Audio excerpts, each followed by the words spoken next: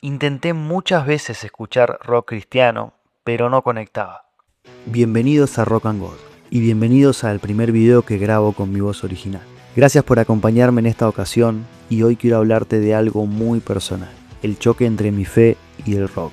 Una tensión interna que viví durante mucho tiempo y que marcó profundamente mi identidad, porque por un lado amaba el rock, su música, su energía, su cultura, pero por el otro también amaba a Dios y estaba creciendo en mi fe.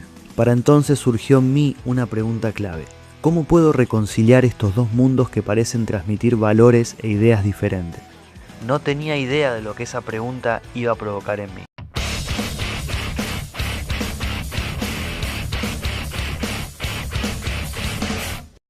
Hoy quiero hablarte de ese punto de quiebre cuando el rock y la fe empezaron a entrar en conflicto dentro de mí. En ese momento yo ya llevaba bastante tiempo sirviendo en la iglesia, estaba creciendo espiritualmente y amaba profundamente a Dios. Pero durante la semana escuchaba una música, vivía una cultura y manejaba ciertos códigos que sentía que no podía sostener los domingos en la iglesia. Y eso empezó a generar un conflicto interno fuerte. Sentía que eran dos mundos distintos, casi irreconciliables, y ese conflicto empezó a calar hondo en mí. Recuerdo muchas veces estar orando sin saber bien qué pedir, porque por un lado me parecía contradictorio pedirle a Dios que bendijera esa parte de mi vida, pero al mismo tiempo pensaba, si esto me gusta, ¿por qué debería estar en contra de Dios? ¿Acaso no lo puso Él ahí? Viví mucho tiempo en esa tensión, y con el tiempo entendí algo importante. No confrontar ese conflicto solo hacía que estos dos mundos se separaran cada vez más. Si te interesa este tema, te recomiendo ver mi video sobre si puede un cristiano escuchar música secular o no. Lo dejo en los comentarios. Durante mucho tiempo estuve buscando una respuesta. Mientras tanto, a medida que pasaba el tiempo, escuchaba cada vez más rock secular. Me identificaba más con ese mundo y me iba alejando de la música cristiana. Y acá hay algo interesante. Intenté muchas veces escuchar rock cristiano, pero no conectaba. Lo sentía demasiado suave, muy melódico, como si no representara la esencia del rock que a mí me gustaba. Pero en realidad el problema era otro. Estaba buscando de la manera incorrecta. Pero ya vamos a llegar allí. Volviendo al punto, buscaba una respuesta a una pregunta muy profunda en mí. ¿Cómo pueden convivir el mundo del rock y el mundo de la fe? No recuerdo el momento exacto, pero en cierto punto Dios puso en mí una inquietud muy fuerte, darle rumbo a esta situación. Y ahí empecé a investigar más.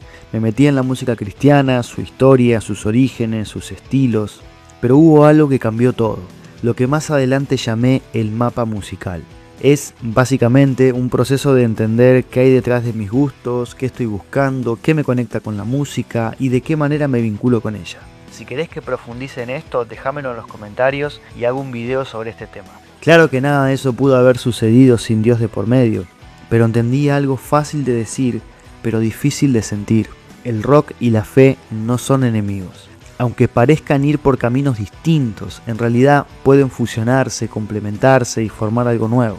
En mi caso, formaron una versión de mi fe que quizás no es tan común en las iglesias, pero que es necesaria para alcanzar a un grupo que muchas veces queda fuera, el mundo del rock. Quizás como yo estés buscando coherencia entre estos dos mundos. Y hoy quiero recordarte un versículo, Colosenses 1:16, dice así: porque en Él fueron creadas todas las cosas que hay en el cielo y las que hay en la tierra, visibles e invisibles, sean tronos, sean dominios, sean principados, sean potestades, todo fue creado por medio de Él y para Él.